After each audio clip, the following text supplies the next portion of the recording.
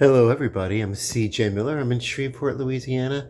Across the Red River is beautiful Bossier City, Louisiana. And so I'm here, and I have this pot and just this decorative bottle and everything. It's just something fun, a little happenstance or whatever.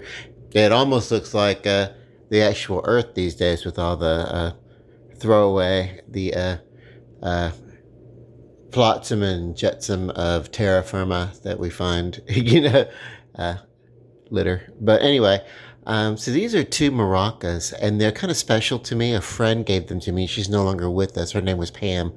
She was great.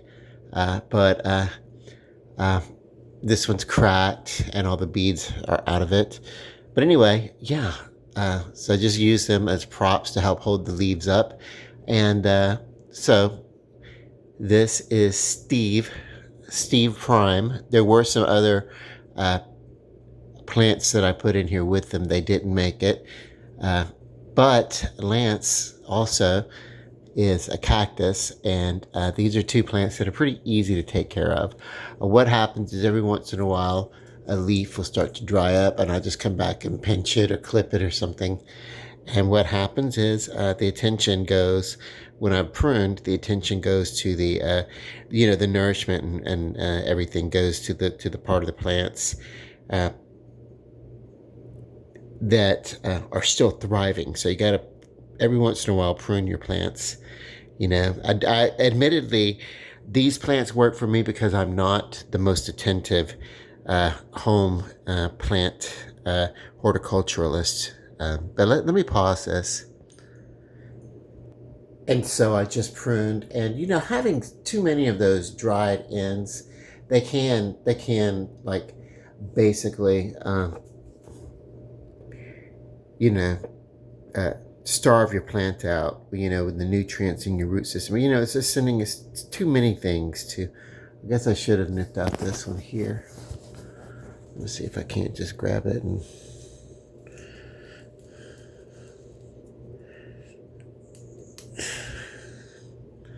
Let's put that right in there.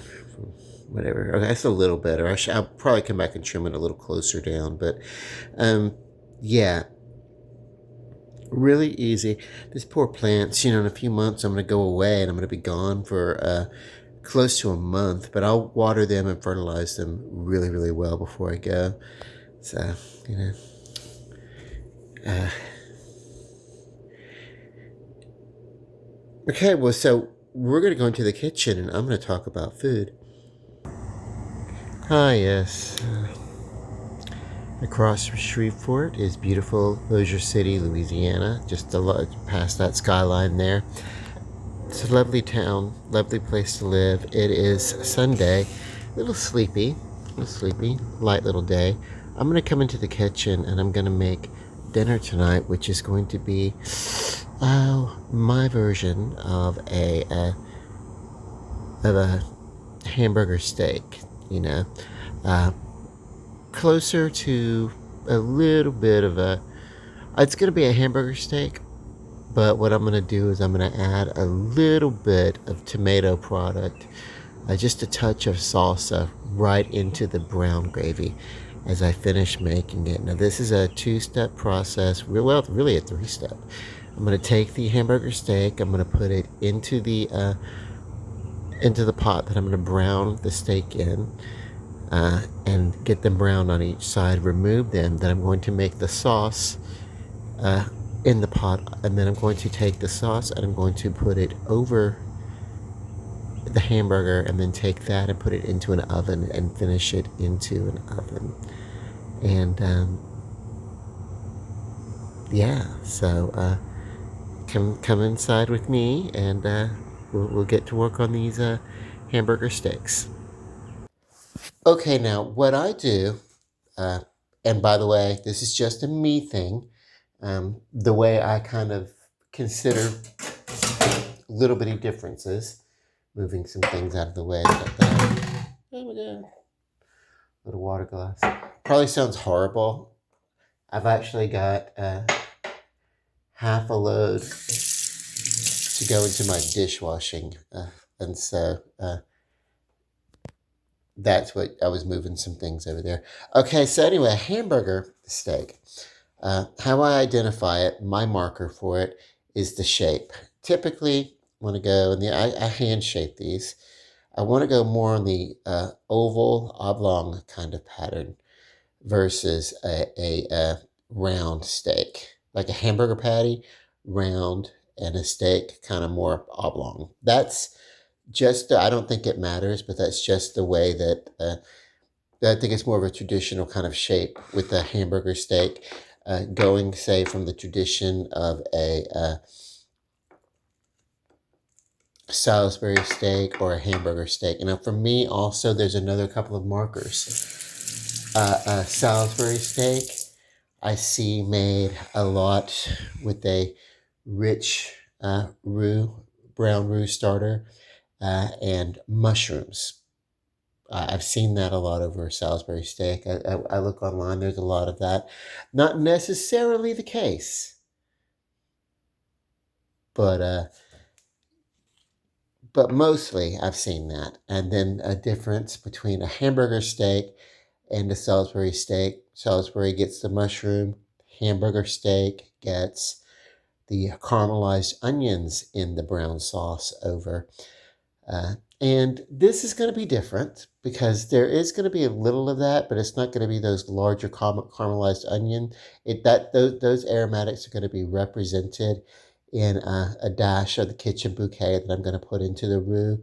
It's going to be represented by a touch of salsa that I'm going to use to block with the really, really dark roux that I'm going to show you how to make a roux using the drippings from the pan from these patties. And, you know, it's going to be represented in the seasoning that I'm going to start the patty with. The first thing I'm going to do is I'm going to use my favorite seasoning salt. This one's Chestnut Hill. You can use Lowry's, any kind of blend. They're very similar. But read your ingredients. There's some salt, so we don't need to add salt, right? Garlic, onion, celery extract, a paprika, and then the rest of it is just agents to keep it from caking. Okay, so we're going to pop this off, get a light. I said light, that's a bit much. What I'm going to do is take this and kind of rub this around and massage it with my hand real quick. And of course, I'm constantly keeping my hands rinsed.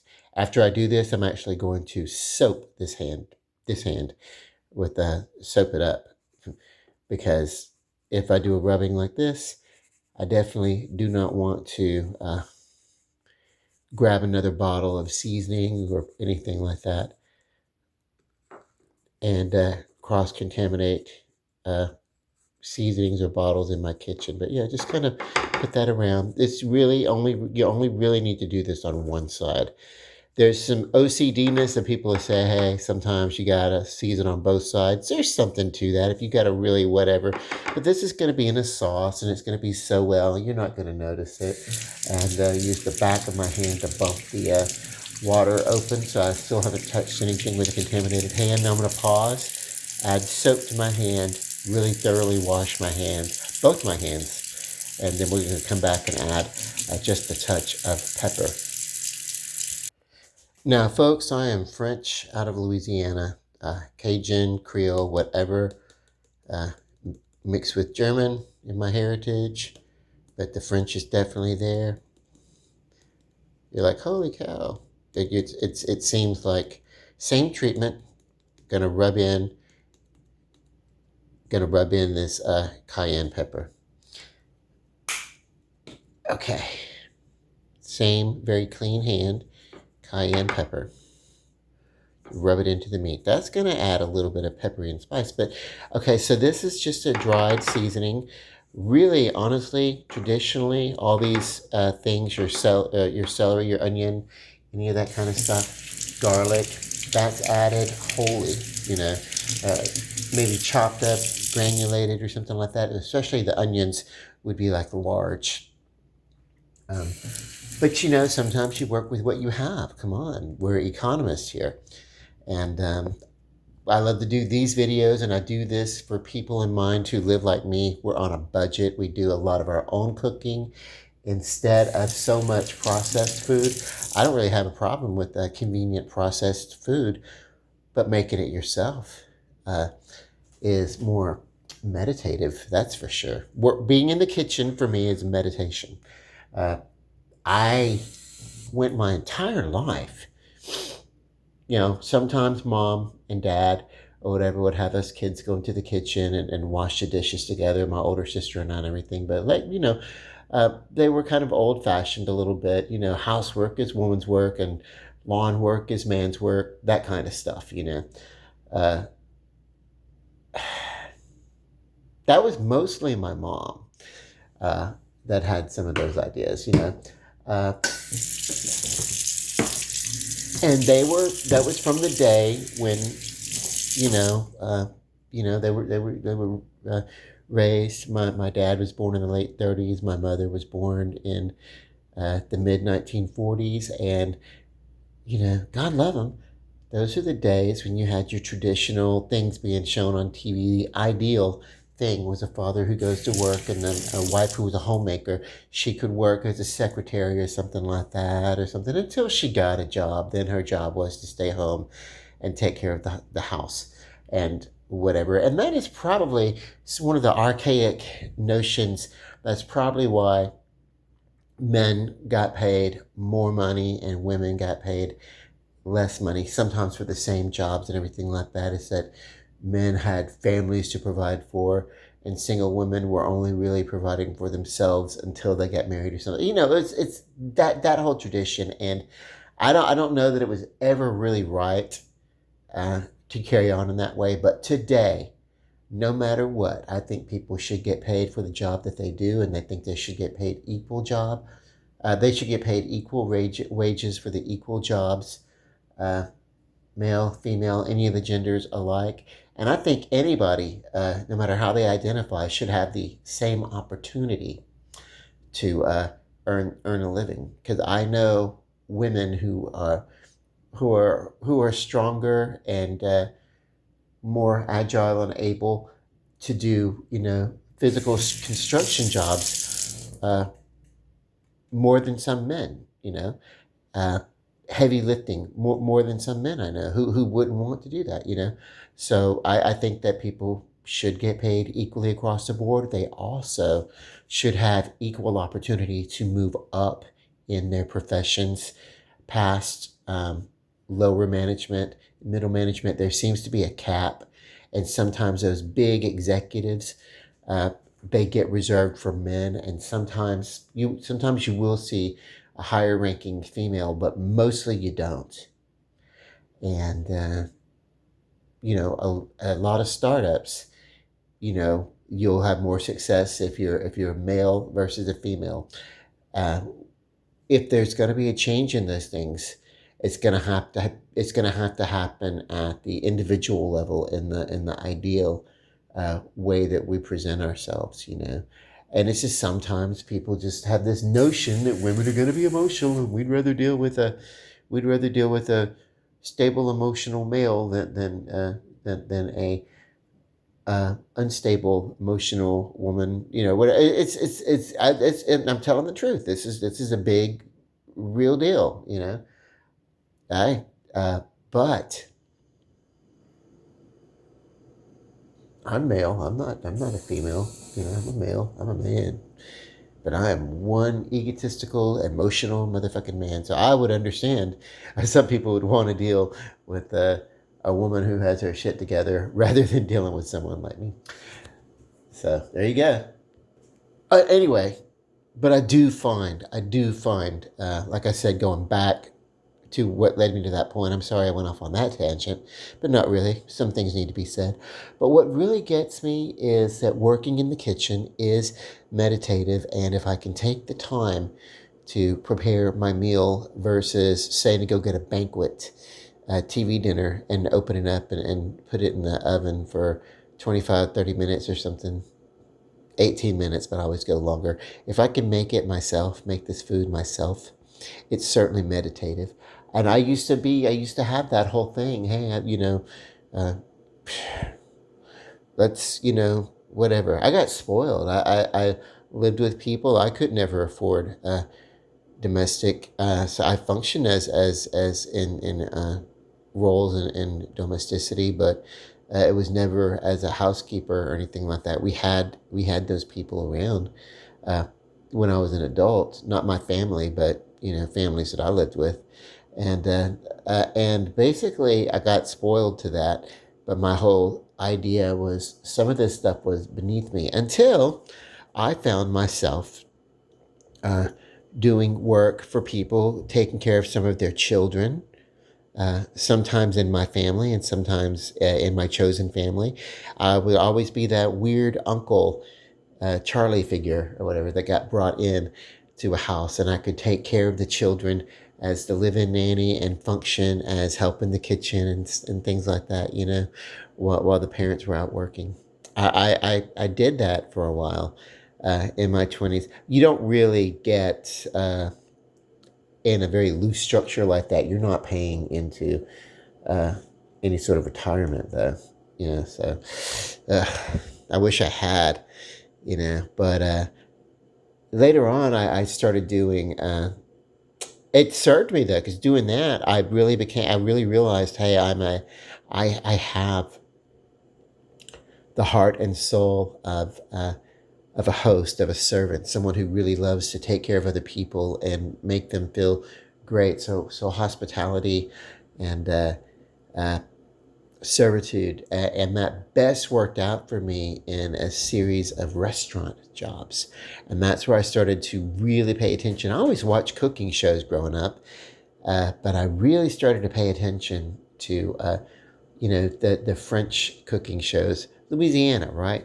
So anything that dealt with that, because I loved the idea of taking your products that you're using, whatever they are, and not wasting any of them. You would use there, if you like, it's like, for instance, there's a reason for using the bulb of a large green onion, like a leek. There's a purpose for the root part of it, and there's a purpose for the stem of it. You don't really throw too much away on that, and I love that. So you really tried to use as much of your product as possible, and to me, that spoke to what my mother always said growing up: waste not, want not. That was a big saying. My mother loved those old sayings. One of them was waste not, want not. So that's true. If you don't waste, and we have been poor. We have been growing up. There are times when most of the time we did okay, but sometimes we were just really poor. And how you had enough to eat was that you didn't waste. You also, in part of the waste, you didn't gluttonize the food. You didn't make a glutton of yourself by just filling your bellies till you were just fat, dumb, and happy. You ate what you needed to eat, and then maybe you saved some for later. There was a measure of uh,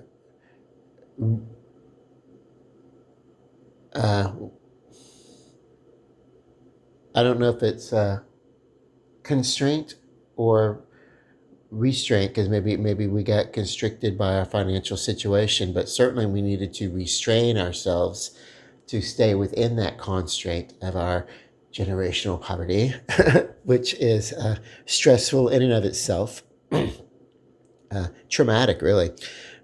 Because you do learn, hey, sometimes there are going to be lean times when it's not enough, but you learn that is something that happens in every life.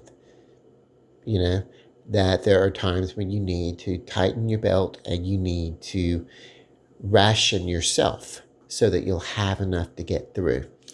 And yay, uh, so there, whatever.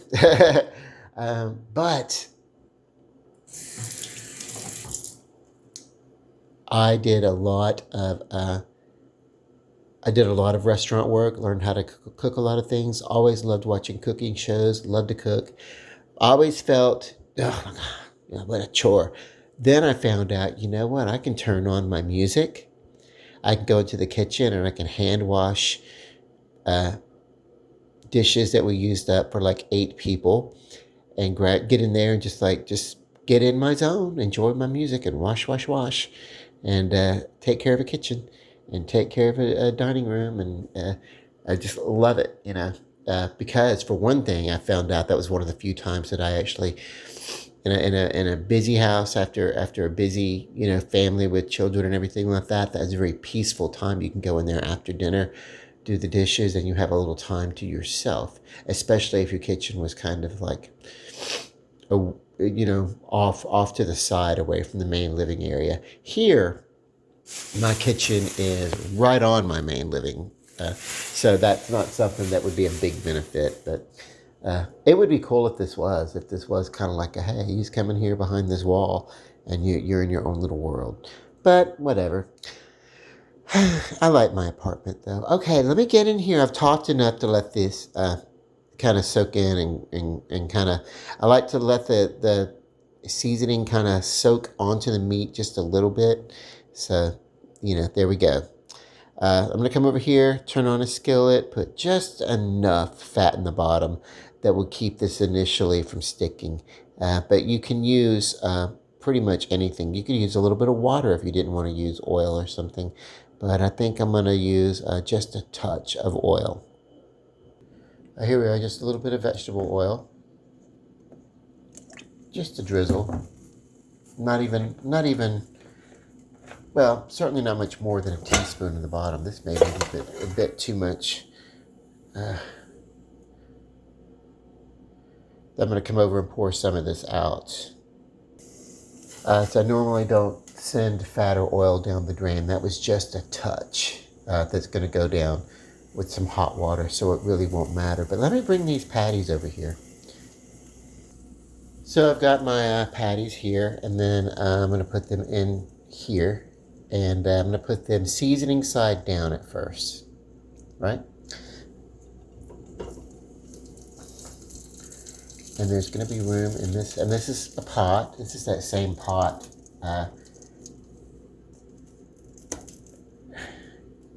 that I use. I make large quantities of boiled the chicken down in it for the jambalaya, and used it to make the jambalaya. And I did, by the way, that I won the cooking competition. It wasn't like a big, we were doing it for the, I talked about that for a while. I was really happy about it.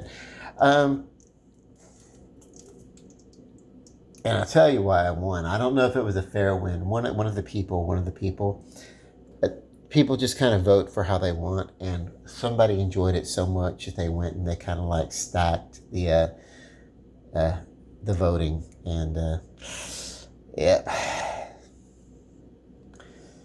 But I will say my food was good food, and it did deserve the win, But yeah. People do that. People vote for who they love and who they want, and yeah, I'll just accept the win because it was good jambalaya. Okay, this is gonna be good. It's gonna just stay like this and get a little brown on each side. Then I'm gonna remove it, and then move on to making the sauce, and that's gonna be nothing really but a brown roux. And then to the brown roux, I've got just a little bit of salsa left in a jar. Not enough to make a dip out of, but just enough to add an accent to the brown gravy that I'm going to make. Give it a little bit of a bottom. And maybe there'll be a secret ingredient in there, which I don't really talk about. The sly observant viewer will notice every once in a while I'll mention this ingredient that I use, but I don't often. But it's just something I like to add in some of my things when I have it in stock in my seasoning pantry, because it's a fun little twist. But I don't normally just go around blabbing that. Oh, and by the way, newer homemakers, if you're new at this, if you're new in the kitchen, don't forget that your range top, to get underneath your range top, you just pick it up.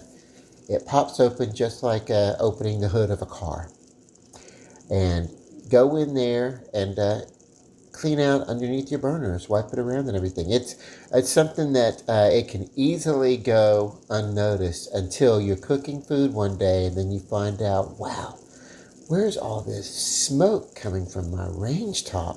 Oh my God, it's coming from, oh my God, it's coming from underneath the burners. And oh my God, is there so much stuff that is my electric oven or my gas stove? Is it gonna catch fire or whatever? Is it gonna set off the fire alarms? Probably. What you got to do is you got to go into this thing here, this range top. You have to open it and go in there with a really, really warm wet rag. Do it pretty as part of your cleaning. Get in there and clean underneath there and get any kind of, just keep it clean. And then you won't have to worry about your kitchen becoming unduly smoky. But no one ever told me that when I was younger. And my mother was, like I said, my mother was, she worked, but she would be the one to clean, her own kitchen. So, we didn't know stuff. I didn't, maybe my sister did. I don't know. God, I used to be such a little creep about things like that. Hey, it's my job to take out the trash and, pick up debris from the yard and stuff like that. Whatever.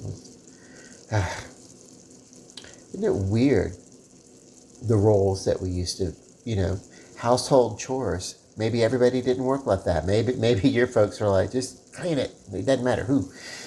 But yeah.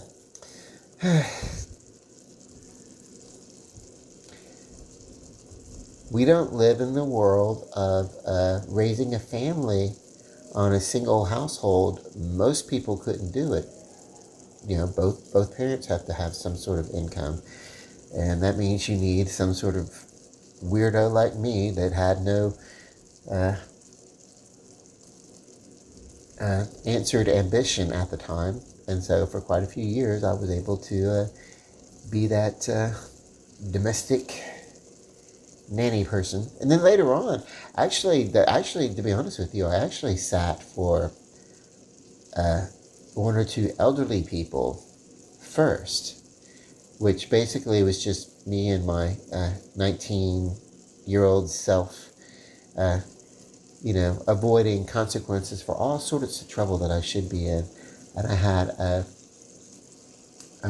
a job as a live-in caretaker for this really nice lady. And then later on, a couple of times I subbed for a gentleman or whatever. But and then later on, of course, I got into taking care of children. And I can tell you this, for the most part, keeping time with elderly in that capacity is easier than keeping track of children. Elderly can communicate, whereas sometimes small children, even if they're speaking, they don't necessarily have the faculties to communicate what they're feeling as their little bodies are growing and changing, and it's frustrating, and they're tripping over their feet because they're in a different body every few weeks, basically, it seems like. It's a very wild time in life, and as adults, we forget that, and we can get impatient. I know I certainly did. Okay, it's almost time to flip these. Just when these just start to sizzle. Okay, so you can't really take these patties and put them on a very low heat. They would take forever to brown, so go ahead and put them up on a higher temperature. For me, that is a high, what do you call it? My 6 o'clock setting. That's my medium, my full medium, which when I'm using non-stick skillet is as high as I want to go. But I'm going to go ahead and pause this video, get in there and do the flipping. Not to be flippant about it. Okay, now, these patties here, okay, they're basically going to turn into, they're going to shrink up and bulk up and turn into thicker, heavier balls of meat that maybe we want a thinner texture. There's a difference between having like a thinner bit of a hamburger versus a thick. And what I'm basically going to do is I'm going to take my spatula, come in here just like I did when I was making burgers the other day. I'm going to lay the spatula down on the brown end of this meat and I'm going to press. Careful to use my fingertips on the spatula and not let it slip and burn myself into the pot. I want to be careful with that about this. You even can turn your oil down just a little bit to keep it from crackling and popping up. You know, uh, but we want to smash these down to get them a little flatter in this pan. Okay, so I've gotten these flattened, and yeah, I lose some of the oval shape, but not too much. What's going to happen basically is I'm going to turn this back up. I turned it down while I was doing the smashing. Took just a second to the 9 o'clock position on my range top dial, which is somewhere between low and medium, about halfway, but really rapidly reduces the heat. And then smash the burgers down, and then you see all the juices. This is basically fat that rendered out of this hamburger meat, which is supposed to be 80% meat and 20% fats.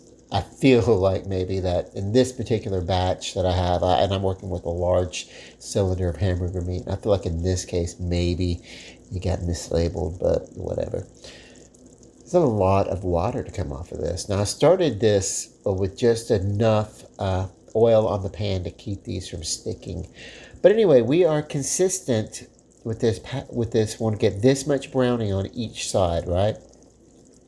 And then what we want to do is we want to make that sauce. Now, this is okay. This amount of oil in the pan is going to be okay because I'm going to use this oil specifically, this hamburger meat. That's the dripping that I'm going to use to make my brown roux with, that's going to start my sauce. And we're going to start right about now because I'm going to remove these and put them on a plate.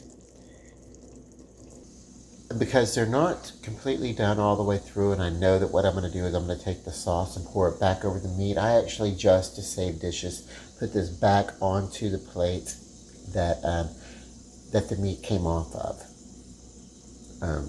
If I weren't going to cook it again, maybe I would not want to do that because we don't want to take cooked food and put it on a surface where raw food had been. But since I'm going to go ahead and finish this off and it's going to cook for a lot longer, it'll be okay this time, in this instance. Now I've just eyeballed this measurement, but about 3 tablespoons of self-rising flour. Okay, and then I'm just going to kind of use the edge of my spatula to kind of spread this around, let it soak up this oil. We want to, in making the roux, what we're essentially doing is browning, caramelizing this flour that's in this oil. This fat that's drained off of the hamburger meat that we were browning. Okay, got that spatula in the sink to wash. What we want to do though is we want to really don't do this too high. Bring it back down maybe to the 7 o'clock position on your dial. That is low being all the way to the counterclock position being low.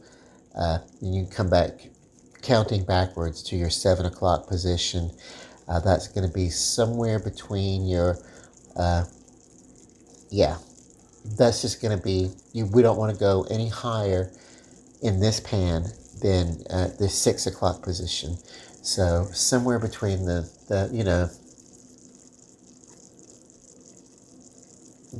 so from your low being number 1, if you went to 2, then if you went to, so your level 3 on your number dial on mine, which for me is the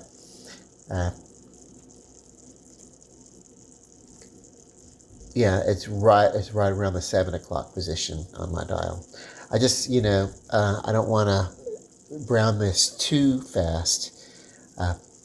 but I want to watch this. And then what's going to happen is every once in a while, just like I'm about to do, I'm going to come over and give this a stir with a utensil so we can get some even browning. With the secret to a roux is patience and frequent stirring.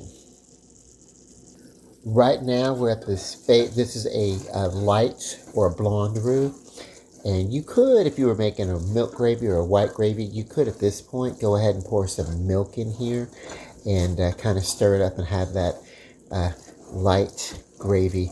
And especially this would be a good treatment if you wanted to do a mushroom. Then you could have put a little bit of milk or even sour cream. Then you could work with a stroganoff kind of sauce. I want to go deeper and richer. I want a very dark brown sauce.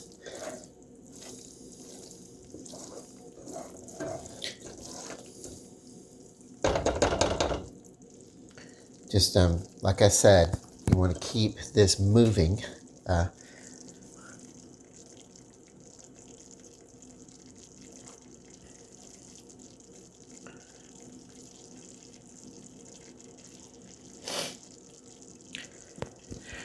Later on, when this gets a little bit closer to where we want it, I'll probably put in just a dash or two of my kitchen bouquet flavoring that I love to use, which is aromatics, condensed. It's aromatic vegetables that have been cooked into this vegetable stock and then really, really reduced down, so it's a powerhouse of aromatic flavors, and it just gives a burst of flavor to any type of sauce like this that we're doing. And I'm still stirring as we're getting a little bit richer in those brown colors. A little bit more brown, a little bit more brown. What's going to happen with the roux like this is you're going to get it right to where you want it. Just right where you want it. And then in an instant later, it's going to overcook. So you really have to stay and you have to watch this roux as you're making it. Now roux, there's this, right now this is still, this is kind of a medium, you know. You could get a light brown sauce out of this and it would still be palatable and delicious. I want it to get a richer, darker brown color. I want to start seeing the caramelization that's about to happen. Trust me, if you haven't seen me do this, and I haven't done it in a while, you're about to love it. You want to watch that type of spatula that I'm using, even though it can withstand high heat. If you're trying to do this on too high of a heat, you will melt that type of utensil. At this level of temperature that I'm using, it's not going to melt. But I have made the foolish mistake on a really stupid high heat once in a cast iron skillet, and I took that type of utensil and tried to stir, and I ended up melting it into the sauce that I was trying to make, and I didn't realize it. The parts that were touching were melting in the pot, and the plastics were coming off. So, but this is not. I'm not cooking it at such a high heat that's going to happen. A good thing to do is get some wooden utensils. That's what I need. I put that on my list of things to do. But I don't want to use a metal utensil if I can get away with it, because I want to avoid scraping the Teflon, even though this is advertised as it can withstand. Well, if you look, there are scratches in the bottom because believing the advertisements that it can withstand this Gotham steel metal, you can still scratch it. You know, I've had these for a few years, and they've been good. They've been good pans.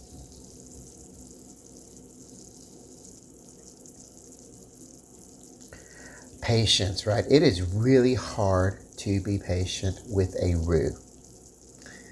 when I come in here and I give this a stir again, what we're going to see is we're going to see the underside of all this foam that's happening on top of this roux is getting browner than it looks like on top.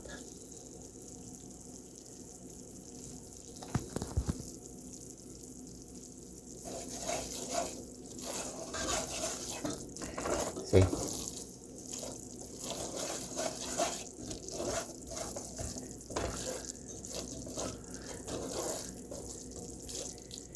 We're getting there. This is this brown that we're starting to see happen. That's the idea. Okay, so now what's going to happen is I'm going to go ahead and get some water. When I do take this and put a little water in here, I want to have my exhaust fan going full blast.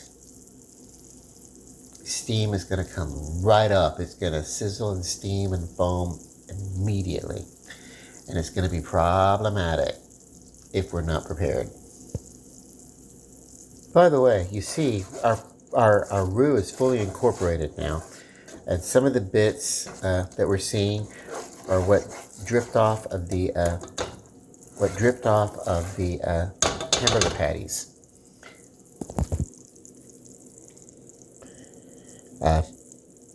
You know, the juices and meats and everything like that. So it gives a little flavor. But we're pretty much, we're getting ready. I'm going to wait it out a little bit more because I really want a dark roux. The temptation, I should say, would be to raise the temperature within this pot. But I think that by the time I finish talking and talking about this little bit, what I want to do and resisting it, and I get into telling you what I'm going to do next, I think we're going to be just rich enough of a color that it's going to work. And I'll be able to proceed from there. But this is a little thing of water that I have here. When I put some of this water in here, if I take it and I dump it immediately, it's going to be a blast of steam to the face, and it's going to be too hot, and it's all going to simmer out really fast. What I'm going to want to do is drizzle. The same way, think of it as if you were adding a little bit of moisture to, or a little bit of something into a mixer that you're aerating in your hand mixer or your stand-up mixer. Then what you don't want to do is you don't want to add too much heaviness into that, because it would take the air right out of everything that you just folded into your egg whites or your heavy cream or something like that. So what you want to do is you want to put anything in there gradually. Well, in this case, it's different. We're blocking, but we're blocking for no other purpose. We're not blocking for texture or anything like that. We're blocking for temperature.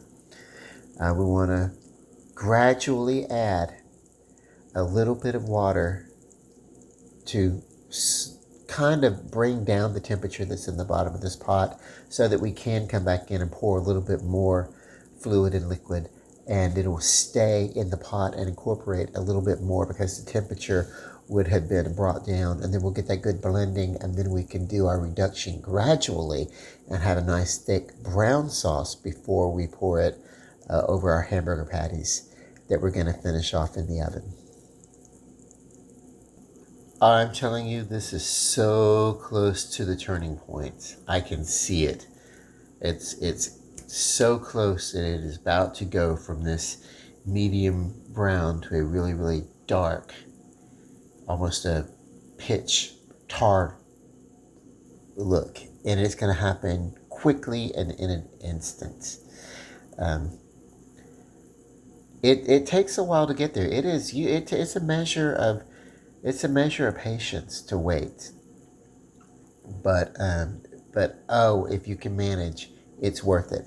Now, this is a time that you could be doing some other things. If you had something going on, you could be handling something else, but you don't want to not stir this, and you don't want to not watch it, because that's the secret. Consistent stirring, and right about when it gets to where you want it to be, instead of water, if you add milk, it's going to really make it a lighter gravy.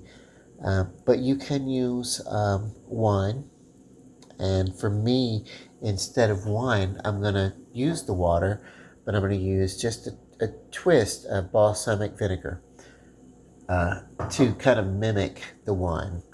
And then, of course, I've got the kitchen bouquet. Now, the kitchen bouquet, I've read these ingredients before, but for the purpose of this video, the sulfites give it a caramel color, okay? And it's a water base, but the vegetable base is water.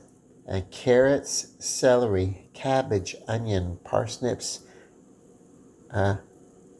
turnips, and parsley. And just all of those aromatic flavors coming in here. And it's going to also add in the depth. It's going to create a deeper color because it will darken your sauce. What I want to do though is I want to get this really dark without adding the darkening agent, the browning agent that's in that kitchen bouquet, those sulfites that provide the caramel color. That's nice, and it's going to be a good boon. It's going to make it look, rich and bring everything together in a nice velvety texture. But I really want the flavor of this truly bruleed, this caramel flour that we started with, And I wanted, in this case, flour instead of cornstarch because, for one thing, I don't want a translucent finish. That cornstarch gives a translucent finish, and flour gives an opaque kind of finish. It gives kind of a darker, richer color and flavor. They each have their purpose. In my family, traditionally, we've always been make the roux with the flour, but you can make a kind of a brown sauce with a cornstarch base. It's a matter of taste, and sometimes I've used both, either or, and sometimes both, depending upon what I have in pantry. Really, I don't always have a plan for it, but in this case, I really want that flavor of that rich, deep browned flour that's been made into the roux in the pan here. So let me give this a little stirring around. Aha! We are so close to go. This is probably about the color of what the finished product is going to be. But in order to achieve this, we've got to let this brown and go even darker. We've got to. Because if we dilute this now, then it's going to be a very, very light color. And I want a very rich, deep, dark color. So that means a little bit more patience. So this is probably the most tedious part, the part that people are going to get frustrated with the most. Oh my God. Yeah. And this is probably why they would sell you a bottle of roux that you could just scoop out of your jar and use as a starter in your own kitchen. But then you lose the meditative quality of making your own roux in your own pots.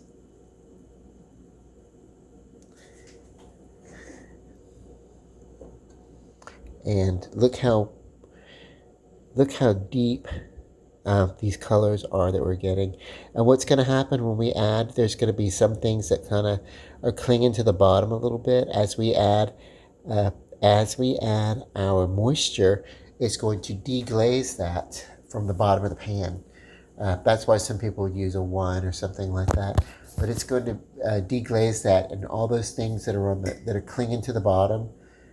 It's going to release from the bottom of this pan, and it's going to also further enrich and enhance the color in this roux and the flavor of the taste. So, yay, right?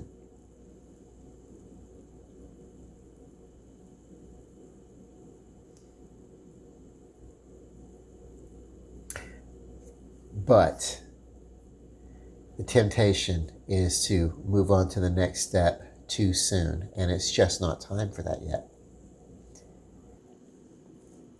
And I will tell you that for me, a roux is one of the few things that needs an expediter. When it gets to that point where it's that color that we start adding to the ingredients, because it's gotten that rich, that dark, and if it stays too much longer, then it's going to have been too long, and it's going to have become a broken and burned sauce. Then at that point, my mind says, go, go, go, now, now, now, bring it, bring it, bring it, bring it, put the water in, put it in now, no, no, no, no time to waste, My mind gets that. My mind turns into an expediter for the next phase. So,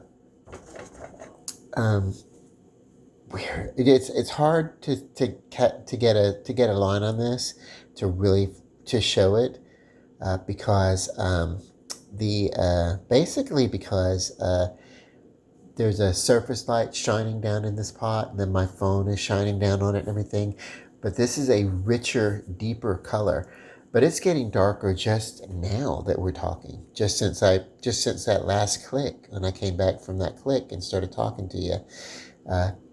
So it's so about to get that way. It is about to get that dark. I can see it happening. And when it really gets to that point, as all this time has come up to this point, right? We've spent, probably about 20 minutes or so, maybe even more, me talking about this roux and slowly stirring it, because it's better to do it slow than fast. In an instant, I'm going to have to put everything into this pot that has to go. And that's a little bit of the water, the balsamic vinegar, the browning sauce, which is the kitchen bouquet. All that's going to have to go in there so instantly and so rapidly and so quick. And by the way, the kitchen bouquet, I'm actually not going to be able to put it straight in. Otherwise, it'll drop straight to the bottom of the pan, cling to it, and cook. What I'm going to actually have to do is I'm actually going to have to take some of the kitchen bouquet. After I've got the initial water drizzled in, I'm going to have to go back over there and put some more water in the glass and stir in the kitchen bouquet and dilute it and pour it into the sauce that way. Because if I try to put it directly in, it's going to be like, at this point, taking straight cornstarch and putting it in. It's going to create, straight flour or cornstarch at this point would create clumps and lumps in the gravy that we don't want. And kitchen bouquet would sink straight to the bottom and not evenly disperse in the way that we want it to. So we want to add it in a diluted form. It is concentrate. It is concentrate. And it's better to do that. That way we can control the intensity of what gets added, because otherwise, while it's powerhouse flavor, what's not delicious is a spoonful of this stuff. This is meant to use in a diluted form, because it's from concentrate. We are so ready. I know I keep saying it because my little gut is like, is it ready? It's like a little kid in the back of a car. Are we there yet?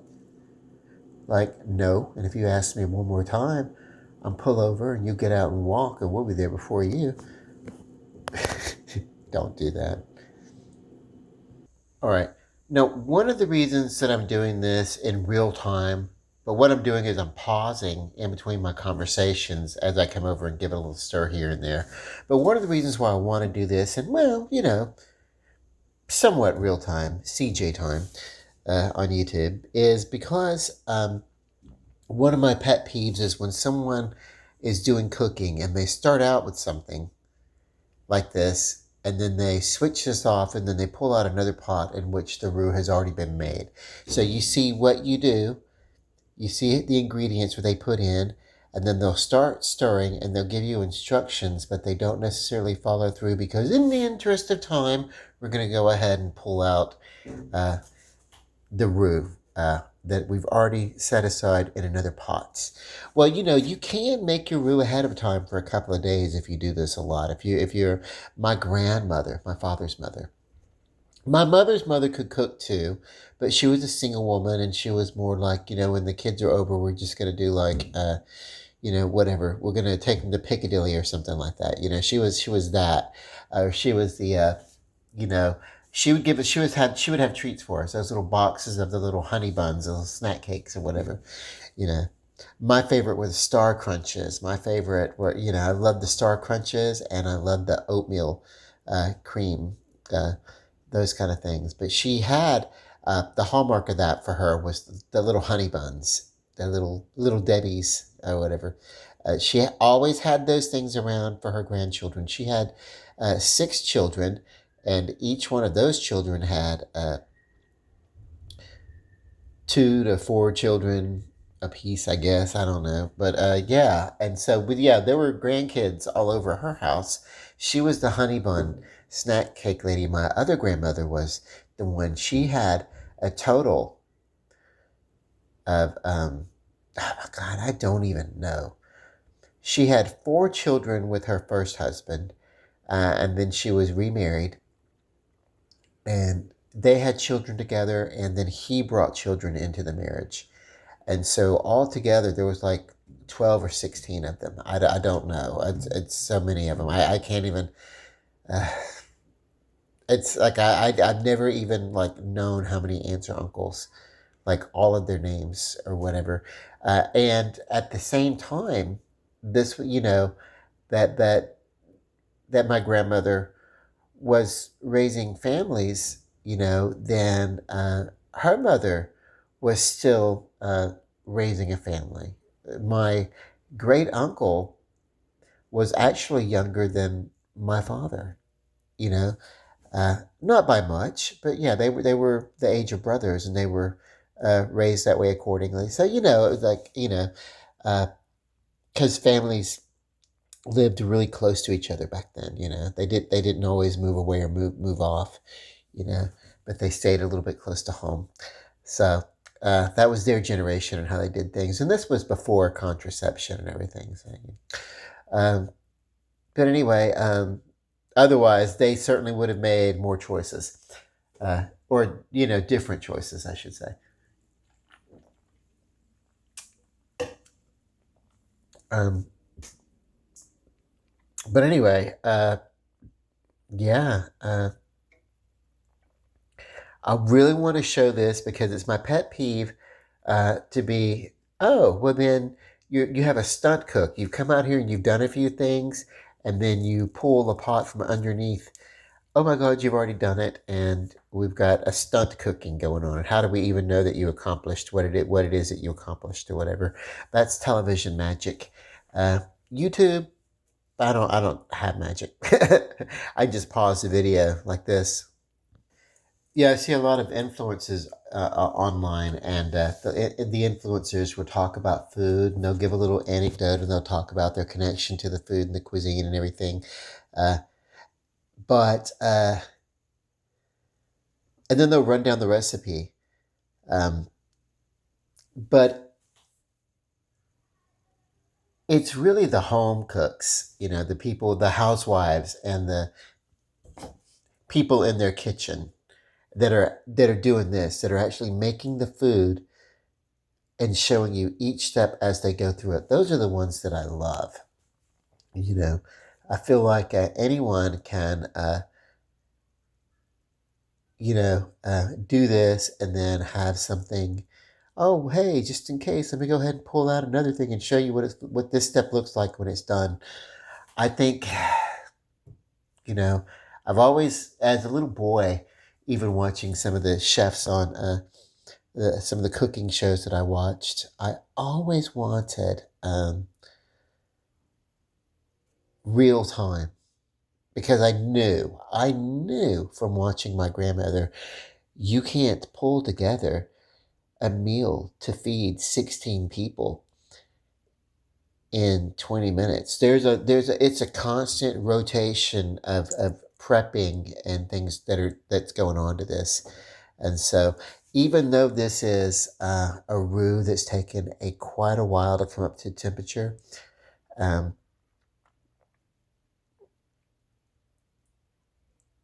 I'm doing it this way because it's real, and it's fun. And yeah, a really good roux takes some time to pull together, but it is worth it. And then you'll just kind of pour it over the beef, and then they'll finish off in a pan, uh, and until the beef is completely cooked throughout. And then you can have it with whatever. You can have it over noodles. You can have it over rice. You can have it over potatoes. You can have it with the side of your favorite vegetables. It's a really great hearty you know thing, and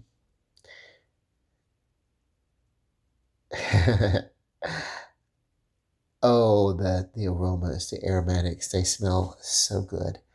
And yeah, I think at this point, and I could work and I could get this. Oh, I could work and get this as dark as my stovetop, my range top, which is black. But I really just want to get a nice rich color to it. Uh, it's little bit darker than this, but it's pretty close to that turning point. I keep saying that because it's so weird. Because just when you're ready, just when you think, oh my God, now I'm going to go in and add the water and add all these other things, you will find that if you have just waited another minute, maybe 2 minutes, you really would have achieved the rich tone. And the richer this color gets, the deeper it gets, the deeper your flavor. So it's not just about presentation. It does matter when you're wanting the flavor to come through.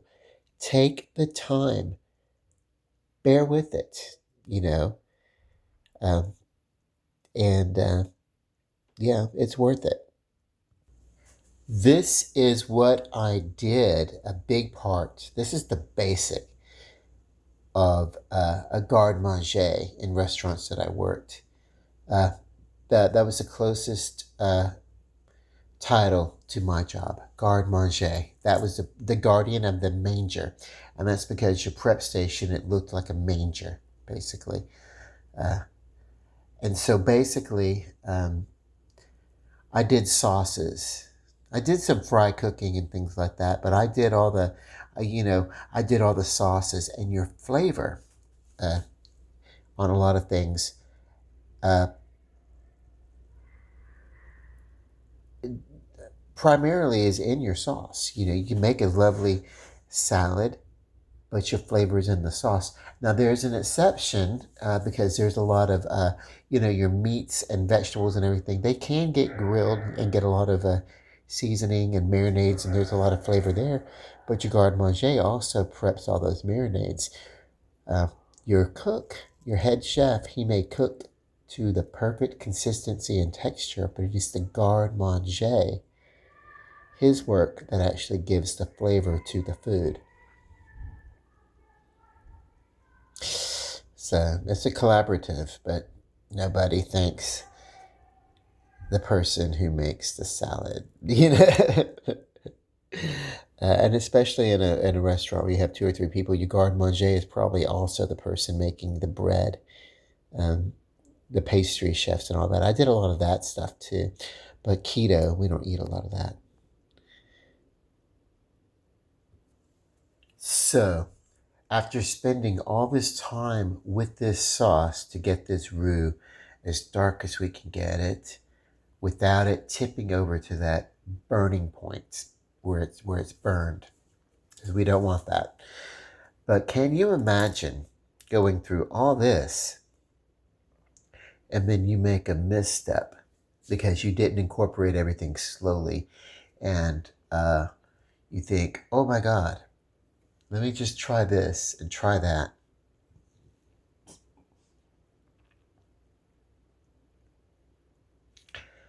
And you add something and your sauce breaks. And then all of a sudden, you were just all this effort to create a perfectly incorporated, ribbony, velvety sauce for whatever it is.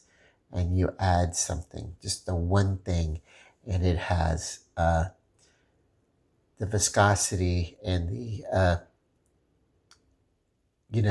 alkalinity on the alkaline. It's just right at that chemical point that it basically destroys everything that you've done. And then you're like, oh, I did it. That's why chefs go crazy. But that's also why when it comes to adding things like a little bit of balsamic vinegar and things like that, I'm not going to add the vinegar directly to this. I had this image of me adding just a couple of drops of balsamic vinegar and it breaking apart this roux. This roux has broken. So that's what I'm going to do is I'm going to create the sauce and then I'm going to add just a capful of the balsamic vinegar in a cup of water and gradually stir that in to reduce the breaking. This will be okay, but I'll tell you where that's really a nightmare is when you're making a hollandaise sauce. And your hollandaise sauce, for some reason, you add something a little bit too fast and you don't slow it down, and the sauce breaks, and then you're like Or making a homemade mayonnaise sauce, which is not something I do, but I can do. I have done it. It's drizzling oil inside of egg. Usually the egg yolk, but sometimes the whole egg. And what happens is you can break. It's like it'll separate, and once that happens, it's like that batch. You've got to start from scratch, and you can take the batch that you've discarded, and you can use that to add in. But really, it's just a broken sauce. If you're in a kitchen and you're working with a sous chef or a garde manger and he's working on a sauce and that sauce breaks, you better get the hell out of the way. Unless you want to catch a cleaver to the cranium. You better stay up out of the way. Chefs get impassioned.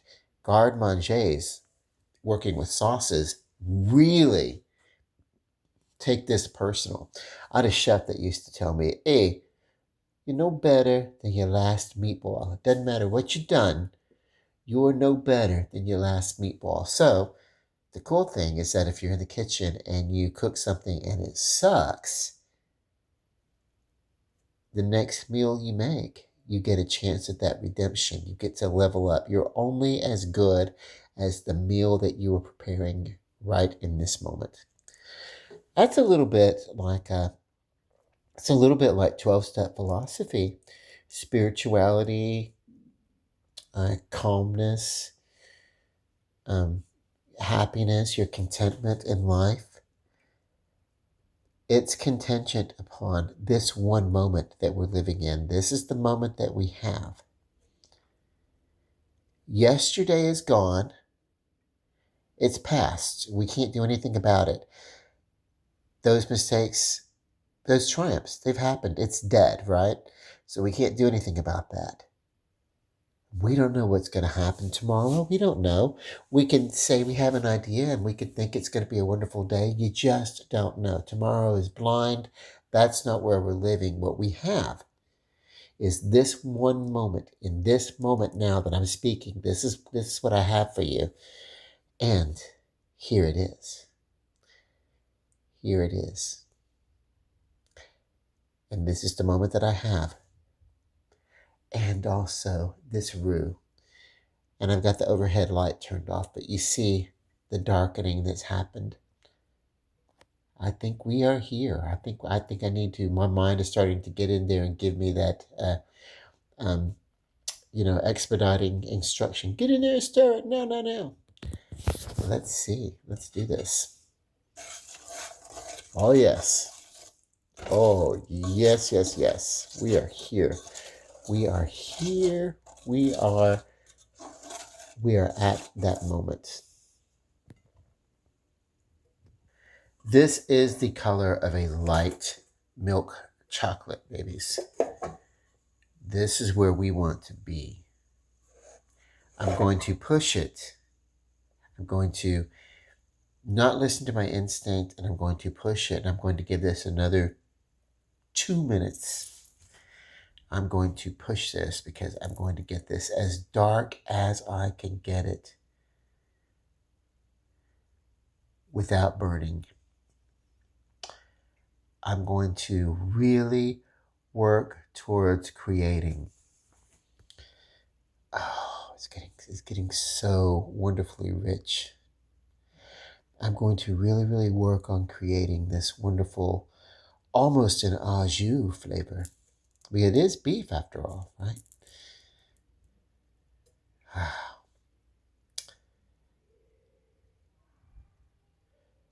It's also important right now at this point that we give it the stirring, that we don't neglect. We don't want some of this to burn and some of it not to burn. That would be terrible. But oh, if you could smell what's happening to this, you know, beef juices, the beef droppings, the beef runoff, and then uh, the flour. That's the only two thing that's in here: the beef and the flour so far. Isn't that amazing? The thing about a sauce like this is we can't let it boil. We can't even let it low simmer. We have to just let it brown in a nice browning temperature. But we can't expedite it by cranking up that heat like we will want to do for the patients. Because what will happen is we'll try to boil this, and the bubbling and everything like that, it will break the sauce. And then you'll be dealing with that crazy chef who will end up chasing you out of the kitchen with the hatchet. So, but oh my God, let me turn this off. I want to explore how rich and deep at this point right now, this roux is even deeper. It's even darker than the brown color, brown orangish color, brown orangish color in this pot, which can be used. Now you see this is starting to like bubble. We don't want that. We get that. We want to maybe, we don't want our sauce to break. So let's give that a little stir there. I did gradually decrease, just by a notch. Okay.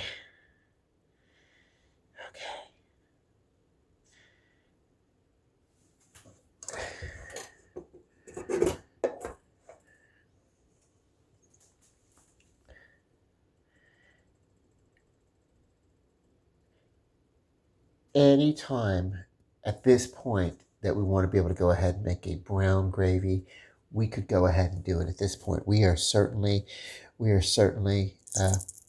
rich enough in color, and going from the aroma that's coming up out of here, it is there. Our flour is entirely, totally cooked.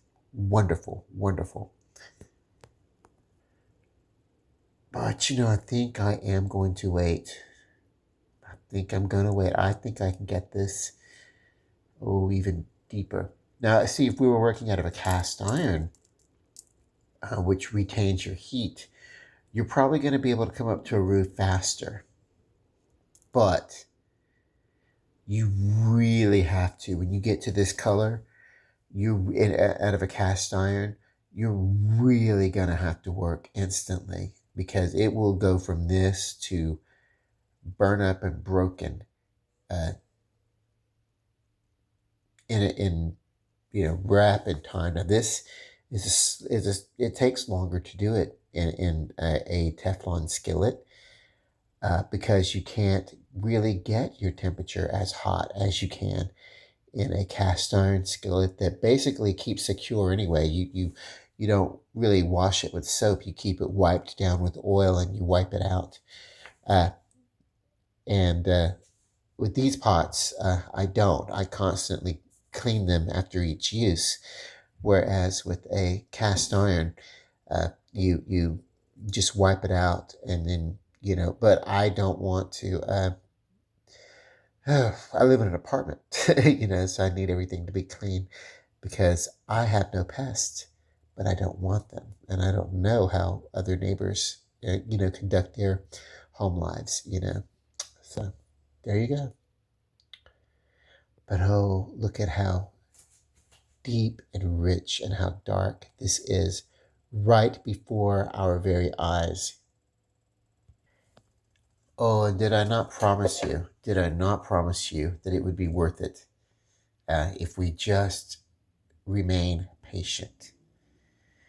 And every time I'm pausing the video, I'm coming over and I'm giving this a little bit of a stir, you know, uh, just so you know. That the reason why I'm pausing the video is so I can give it a stir, then I'm coming back. I'm not waiting like long periods of time in between the clicks, in between the pauses. But oh my God, I am so passionate about this. I am invested in this roux right now.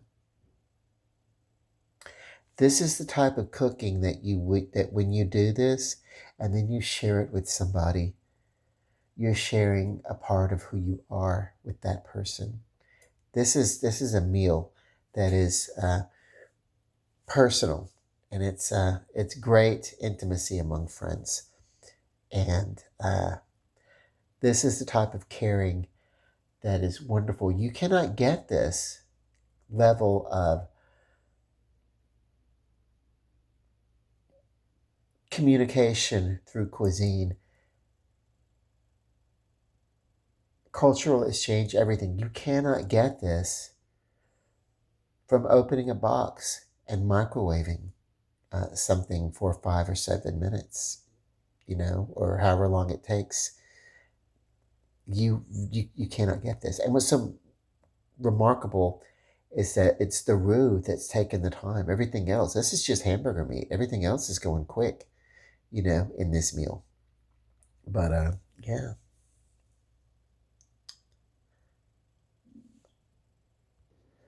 Okay, so this is a great example of how a bit too much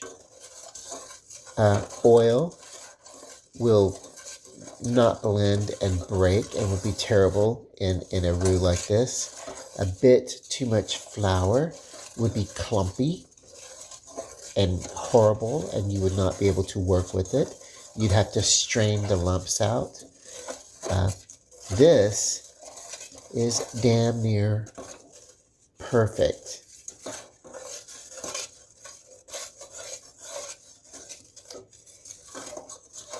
And it's still becoming enriched. But I'm going to go ahead now, and I'm going to add a little bit of water. Because this is a hot pan, I'm going to turn on the vent.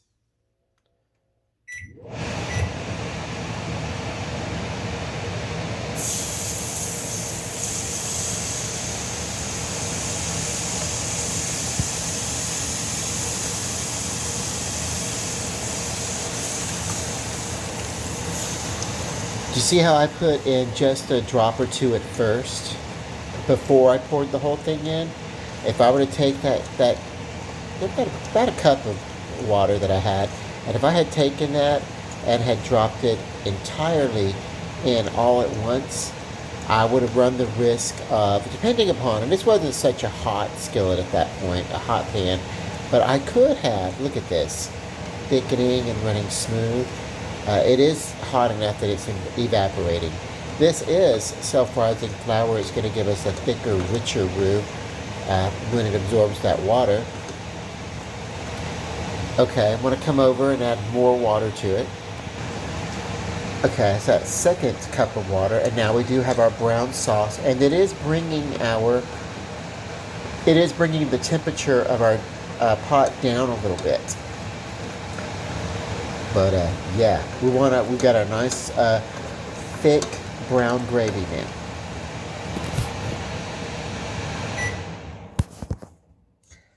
Um, and I can turn off that annoying fan now. But yeah, if I had started with this, if I had not turned on the fan and I had poured the water into that really, really hot pot that I'm cooking with, uh, it would have probably set off alarms because all the steam would have come up like it's steamy now, but it would have really filled up this kitchen. So a little drizzle to block it. I possibly could have went a little more. Now this needs to thin out a little bit. What needs to happen is we add the moisture, and it does need to simmer, and it needs to come together and incorporate, bring those flavors together. And speaking of flavors, we have a couple of steps more that we're going to add to this because we do want this a little thinner. But our next addition of water, I'm going to put in probably about a cupful of the kitchen bouquet into the cup of water. And honestly, I'm going to tell you, I went to about 2 cupfuls. About 2 cupfuls. And this is the water with the kitchen bouquet in it. And we want to start stirring quickly. We don't want that kitchen bouquet to settle. Now, what that does is that provides an enriching, it deepens the color. You actually can work with your roux before you add water, and you can get it this rich and this dark without adding the kitchen bouquet. And then you'll add the kitchen bouquet to it later, and you'll still end up with a really, really dark roux about this color, but you'll still get those flavors. But the kitchen bouquet was going to enrich the color anyway, so I could do it with it. I could create the sauce with it being a little bit lighter, knowing that the kitchen bouquet was going to darken it up a little bit. But you want to stir and incorporate that kitchen bouquet very much so. And the reason why is because it will, if you poured it directly, or if you just poured the thing in, you don't want the risk of the flavor additives, the flavor that you've added in that kitchen bouquet or whatever, to sink to the bottom.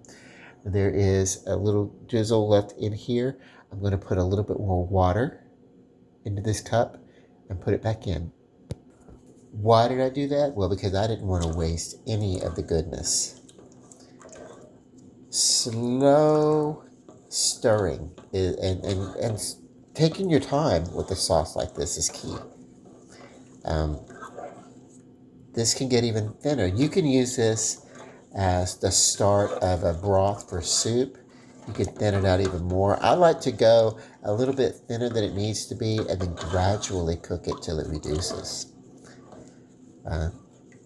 But we have our 4 hamburger patties. This is going to be poured over our hamburger patties.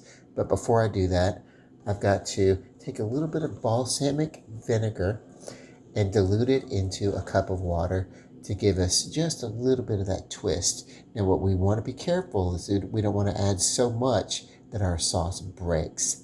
Oh, that's going to send me over the edge if it does. So, just the equivalent of a capful, just enough to cover the bottom of this juice glass that I've been using and calling a measurement of a cup. I don't know. Maybe a cup, may not be, I don't know. That's all that's needed. Anything more would probably be just a bit too much in the flavor. Give this a good stirring.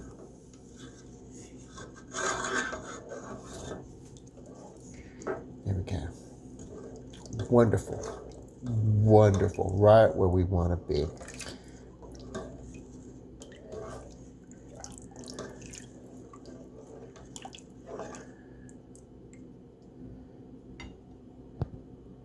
I'm going to take a spoon and give this a little bit of a taste to see what I need to add, if I need to add anything. It's a very rich, very wonderful flavor. It does need to,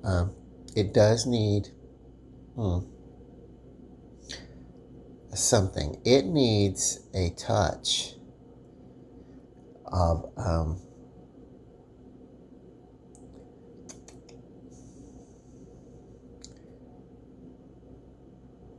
needs a touch of red pepper. Just a touch. I put just a smattering of that cayenne pepper in here. You really won't notice it. It won't affect the flavor, won't affect the taste. But it needed something.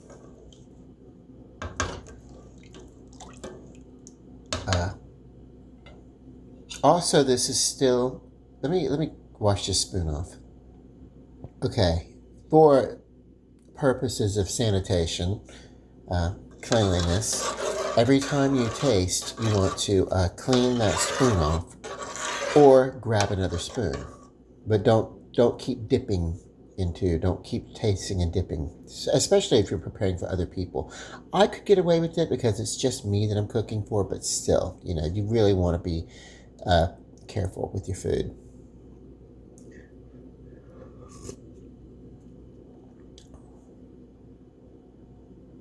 Yes, that provided just a bit of balance. I'm also going to put just a bit of MSG, monosodium glutamate. I use the brand Accent because that's available. Use whatever works for you. There's almost a butteriness to this underneath here, but I've used no butter. It's a very delicious flavor. I've added about half a teaspoon of monosodium glutamate and have stirred it in. I've rinsed off my spoon.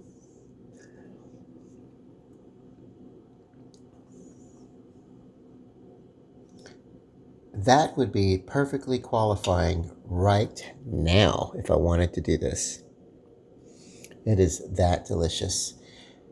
This is going to reduce a little bit, so the flavors are going to become a little bit more compact, but Damas is not a delicious flavor. There is one thing more that I'm going to use. That's that secret ingredient that I've told you about. Everybody's got their little tips and secrets. There you go, there's mine.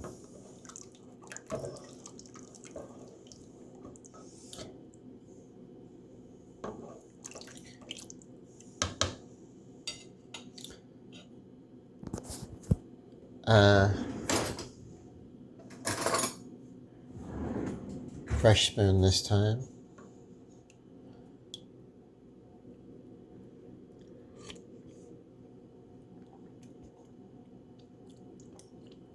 Okay. Now, I did say that I was going to add, and I think that's great. We're right there. I want to add a little bit of the, there's only a little bit left, so I'm going to use it all. The salsa that I have, I'm going to put in here. That's going to add a little bit more vegetable flavor also. It's going to add just a touch of the acidity from the tomato in the salsa and everything. I'll read off the ingredients list and tell you these are things that you could add to this on your own anyway. You don't need to. You can, just as this is, even with just the adding the little bit of the red pepper and the monosodium glutamate would have been perfectly flavorful enough to carry on with whatever you needed to. Everything else I'm doing, as we say in Louisiana, is lagniappe. A little bit extra. So there wasn't that much of this, maybe a tablespoon, but here's your ingredients in here. Let me pull it up. Oregano, diced tomatoes in organic tomato juice, crushed tomatoes, which is crushed tomatoes, concentrate and water, so whatever. Onions, jalapeno pepper, garlic, water, of course, a little bit of salt, cilantro, organic distilled vinegar. Again, what I just poured in some that they probably use white vinegar. I used balsamic. Organic cilantro, lime juice for a little boost of the acidity, and that's from concentrate. And then organic garlic, organic dried garlic, garlic, dried onions, and organic spices, organic potato flour. That's going to thicken it a little bit. We didn't really need that, but it's not going to hurt. Uh, and turmeric for color. Go figure. But I will tell you that the salsa that I added was basically not needed. I added it just because I wanted to get it out of my kitchen, and also basically just because it would add a nuance.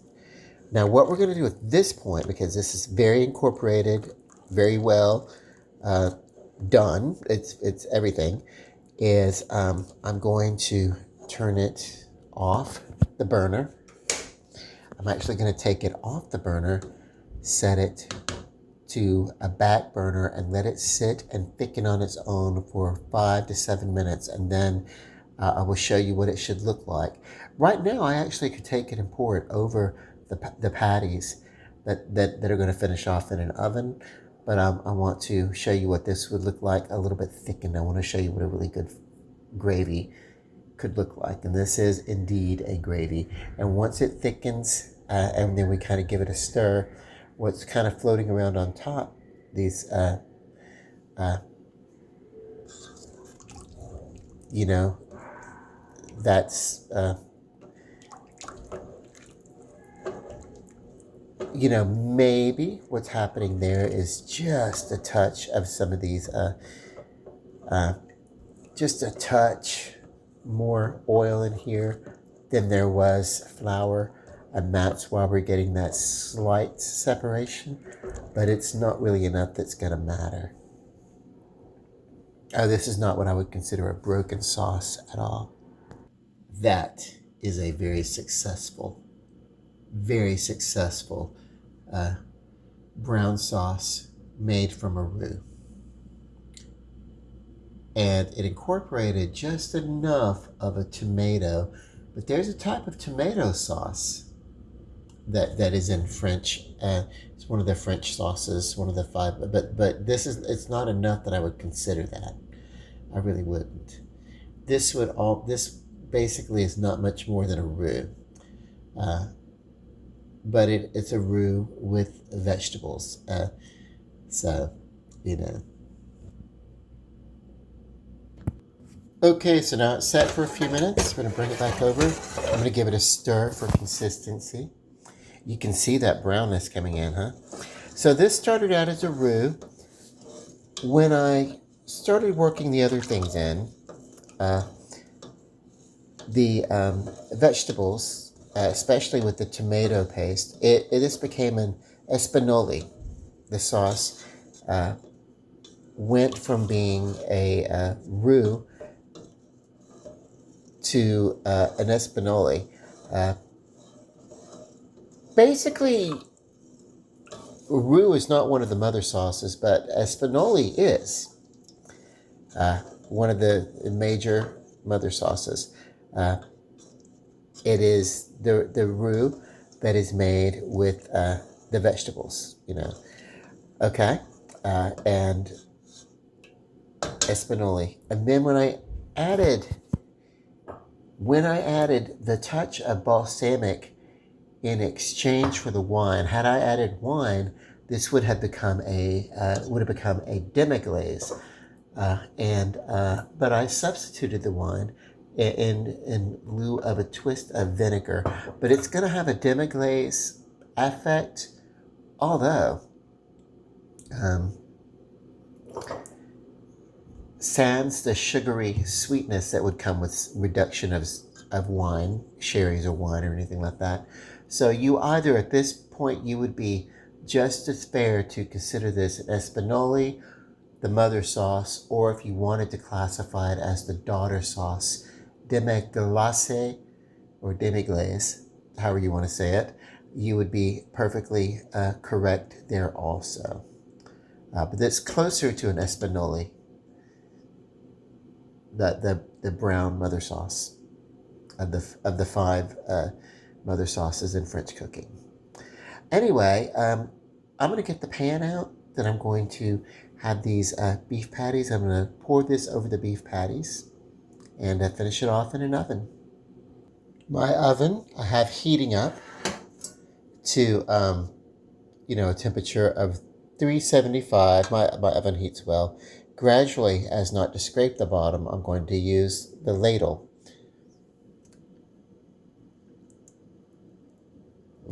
over these patties. You could do more if you want. If you have more people and you want to do more patties, go ahead.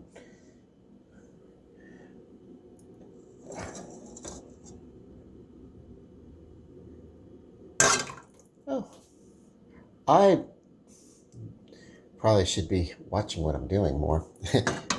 But I want to go more with the definition of an Espinoli. I've decided here. This is it.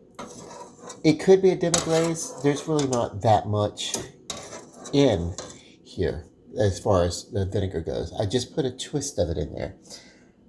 But nothing like watching your video like this to realize, oh my God, while this oven is on and this is in the oven,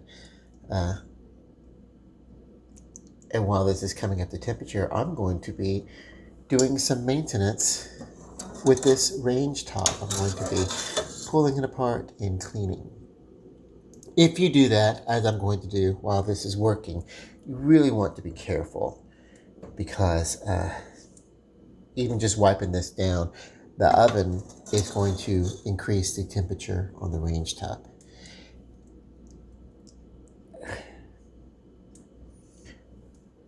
You could simply pour it. I could, but I want to reserve some of this sauce on top of the stove because I'm going to make some noodles or something. I don't know.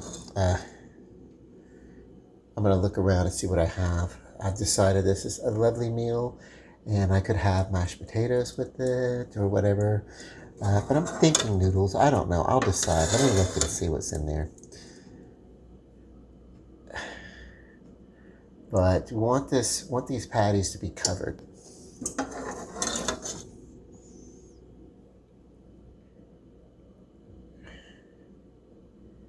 Almost so.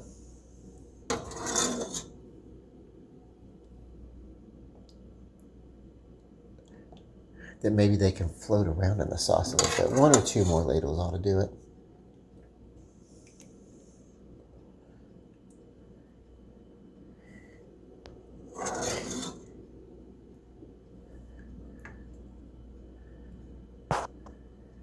Okay.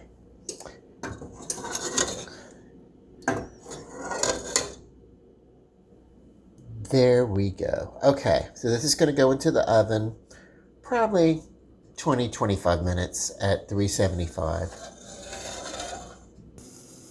All right, just to show what I've decided to do at this point is, and the bulk of that roux was me being really, really cautious. You can go a little bit heavier with the heat, a little bit stronger with the heat if you want to, if you're in a pan that can withstand it. But I love using the no stick, and basically that's why I decided to take my time with that roux. It is arduous, but it is certainly worth it. What I decided to do as a side dish are these broken spaghetti noodles that I've broken in half. And then basically, I'm just going to put it in this shallow skillet and let them come up, and it's going to be plentiful enough. And you'll see what I'm talking about. The patties are going to lay just on top of this. There's extra sauce to the side if I should need it. It's plenty for one person. I probably could get away with serving small plate portions to 4 different people. This sauce, by the way, would have made enough for about 8 patties, But, Wonderful. What I don't use on this sauce, I can actually put in a container and save for a few days and make later. And I can use the brown gravy, or I could use it as a starter for other sauces, depending upon what I need. But if you want to cook, and you're going to do really well, even if you don't think of yourself as like cooking in a French tradition. There's a similar crossover between some Chinese mother sauces and some Spanish mother sauces or whatever, but they all really kind of start, as far as I'm concerned, with what I learned in kitchens. The French mother sauces, there's 5 of them. The 6th unofficial mother sauce would be a mayonnaise sauce. But people kind of link that to, I think of that as very similar to a hollandaise sauce, just a hollandaise sauce is a chemically cooked sauce with with clarified butter being drizzled and beaten into eggs with a twist of acidity. And Béarnaise sauce, of course, uses a little bit of wine or something like that inside of it's but basically very similar, and a lot more tarragon, of course. But then, and so that the Béarnaise sauce is what you would use over cooked meats, whereas the hollandaise, of course, you would use over your eggs Benedict and asparagus and things of that nature. But because they're warm sauces, and mayonnaise is a cold sauce, but it's basically, the same type of dish. So some people consider that mayonnaise an unofficial 6th, I go back and forth on that. Kind of like Pluto. Is it a planet? Is it a, what's the other term for it? A semi-planet, a quad planet, or something like that? Or I don't know. But it's a subcategory of planet. So I think the new category is Pluto. And it's gone back and forth between planet or... let me go look that up so I know what I'm talking about. That's why I love Google. If you have a moment where you forget the term that you're using, you can just look it up. Okay, dwarf planet. How do I get that wrong? Dwarf planet or planet? Is it a dwarf planet or planet? And they've gone back and forth. I think of dwarf planet as a subcategory, of what a planet is. So it is to me, as far as I'm concerned, how I rectify everything, being the consummate mediator that I am. Like it, don't like it, I don't give a damn. The dwarf planet is a subcategory of planet, just like a dwarf star is a subcategory of just a star, So, it may have qualities that differentiate it, but it's that difference that gives it a subcategory, not an entirely separate category, but a subcategory under that same heading. In a drop-down menu, a dwarf planet would be a type of planet. There you go. Spaghetti is a subcategory of semolina pasta, which is a really, really good pasta from the Italians, and we get it and we love it. It may actually have been this particular type of noodle, even if it wasn't semolina, but another type of noodle. The way it may have actually been invented. Noodles in general may have been informed from Asian cultures, as they're so close together, those regions. But it's what's additional. Probably something that I'm doing is probably closer to German cooking anyway, because it's very close to being. If I had added some things and this sauce had been lighter, it would have been closer to like a little sour cream or something like that in this sauce. It would have been a stroganoff, you know. And here's where you're going to move your small children out of the way. This next bit, this next joke, no, I'm not going to do it. Never mind. I've got a warped sense of humor. I think your kids are safe in earshot.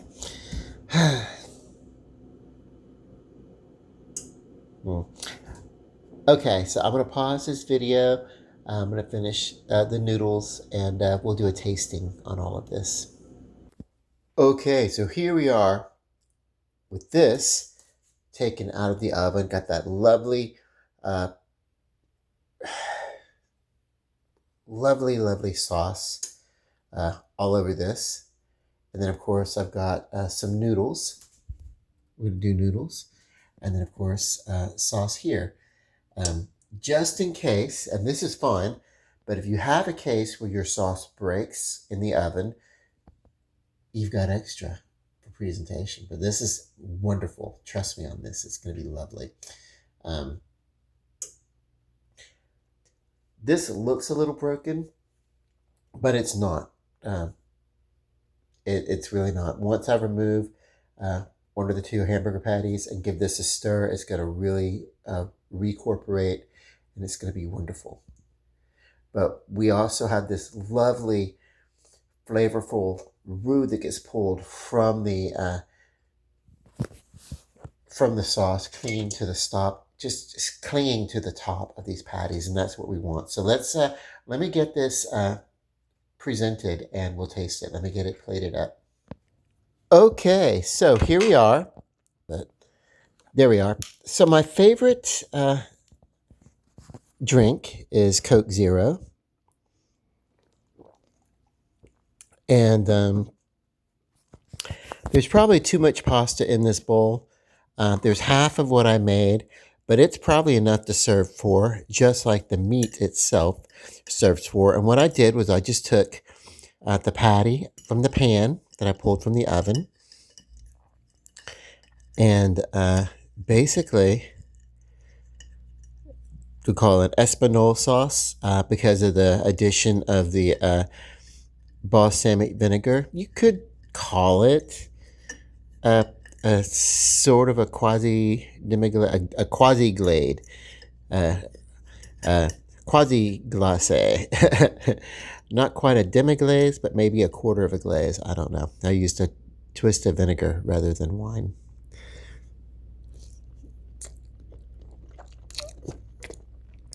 Would be the daughter sauce of the Espanol. But, oh my God.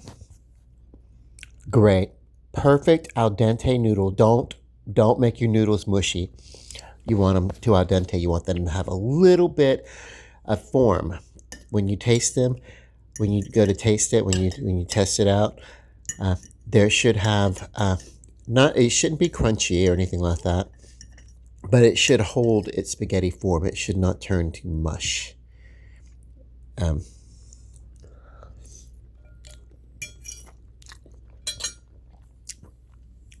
Where I see that mostly happening with people is when they do their macaroni and cheese. Sometimes they'll do their elbow macaroni.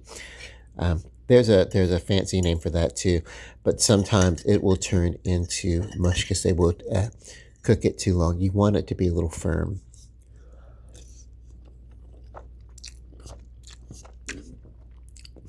Oh, I could get by just eating the sauce with the pasta. Oh my God. This is a really good sauce. I have to hand it to myself. Really, I have to hand it to the people that train me. I did not like working at this one restaurant called Columbia Cafe. I did kind of sort of like it, but then I don't know. There's this one guy. I won't mention his name entirely. His name was Stuart.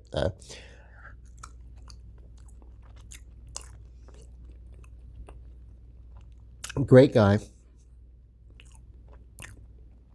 But he brought such crazy energy. He was the sous chef of our head chef.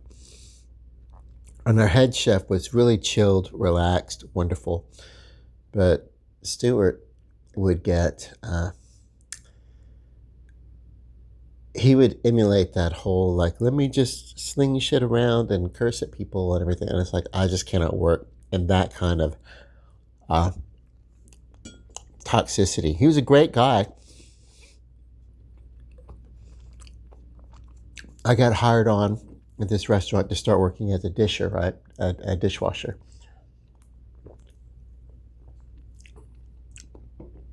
And then their daytime prep cook, sous chef, whatever they called him or whatever, um, left to go on a gig with his band.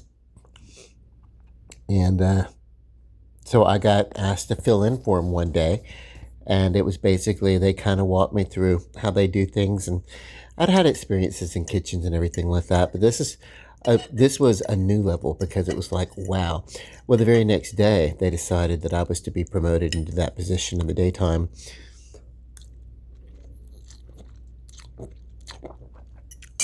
which was wonderful. I had fun with it. But then every time I came across Stuart would come in the afternoon and he would be having a conniption over, uh, I don't know, this or that.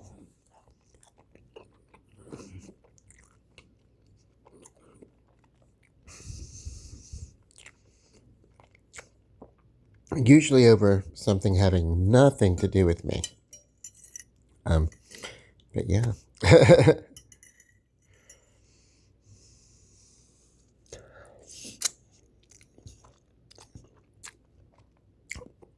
But that's a resentment that I've given up, and I'm over now. With I didn't stay on the job. I did for a few months, just whatever, and then it was like, screw this. I don't need this in my life. But I learned so much.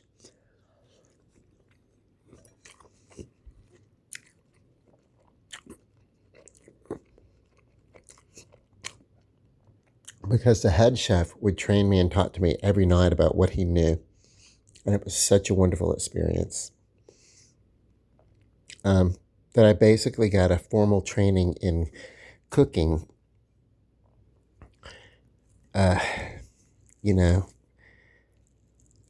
just just from working. They went to school to learn all this stuff, and they gave me that knowledge, and it was so great. But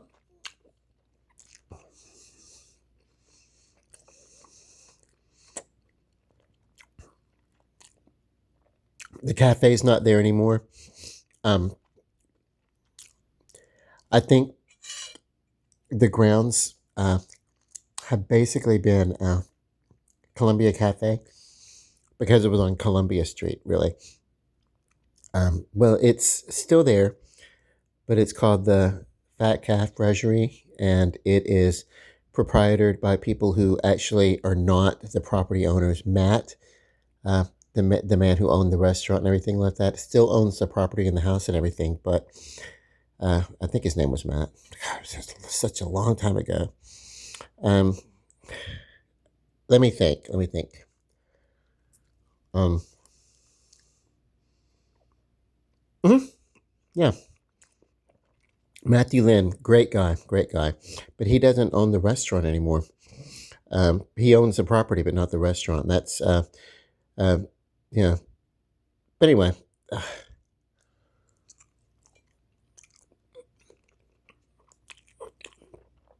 it's a great little bistro restaurant. Um,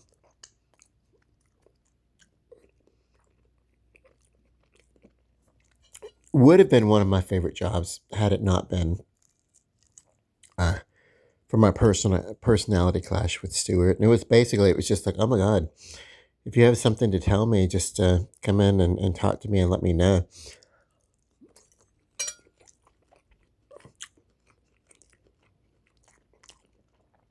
Don't come in every day acting like Gordon Ramsay at a shift change. I don't need that.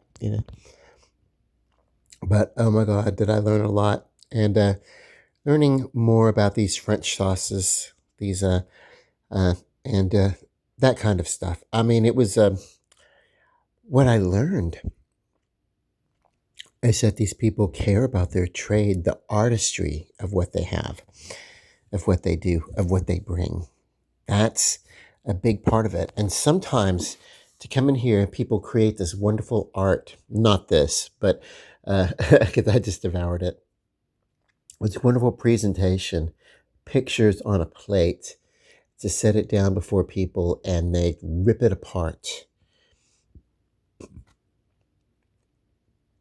without really even thinking of what goes into it. To the consumer, it's just food, sometimes delicious, but very seldom does someone ever just, oh, this dish has moved me. You really don't get that artisan, that appreciation, you know.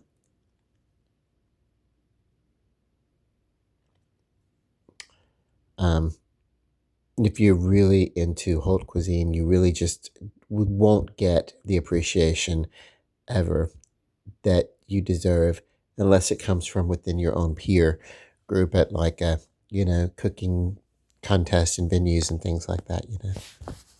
But the passion comes through and shows. And, you know, uh,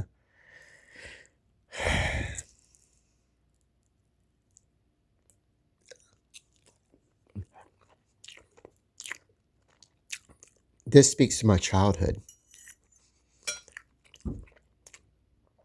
Does anyone remember the Western Sizzler?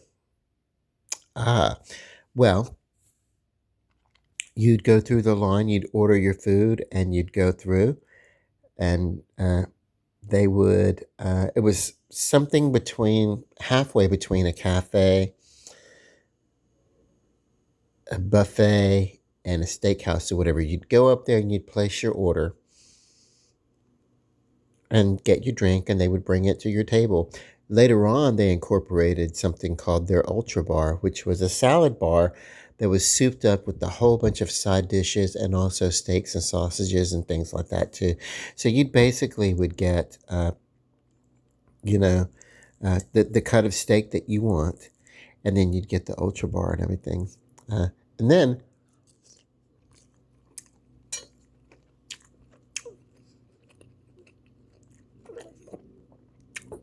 being the baby of the family, I'd be inclined or talked into ordering the hamburger steak, which is what I just made and what I'm just having. And so it went up until probably I was like 15, 16 years old, until the Sizzler closed, our Western Sizzler here closed down. I think they all closed down.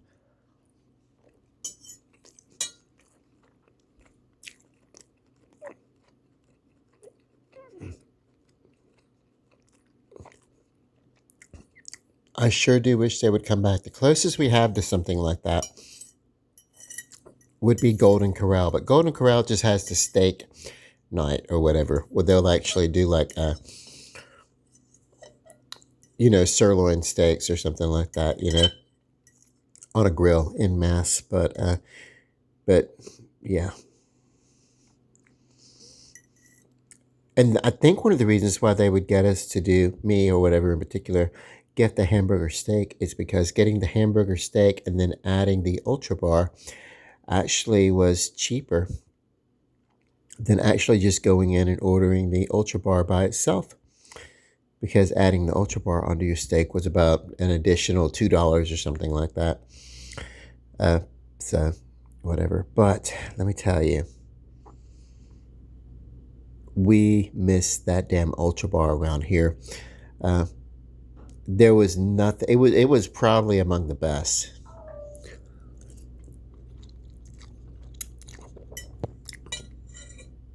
This meal that I've shown you today will serve four. And yeah. I hope you enjoyed listening to me. I hope you got an idea. Look at how brown this gravy is here. I hope you got an idea of what the love that goes into making a roux. When you go out to a restaurant, or if you're just sitting around your grandmother's kitchen table and she's making a meal for the family or something in the holiday season, just know that when they do this, there's real love in the hearts of the people that are preparing this food for you. So, you know that old saying, hey, it's not love, it's just food? Sometimes, baby, sometimes it's real love, Uh, I guess I guess it helps to love uh, and to receive love in moderation, right? I don't know. Love and light, truly, to you from me. Peace. Ciao, Bella. Good night.